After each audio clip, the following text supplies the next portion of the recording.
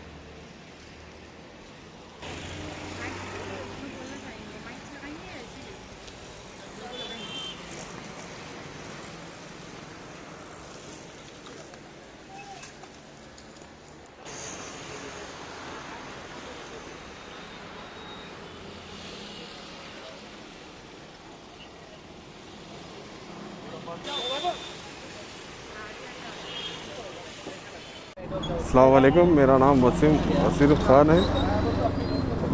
मेरी दुकान पंक्चर की थी, ये जल के पूरी राख हो गई।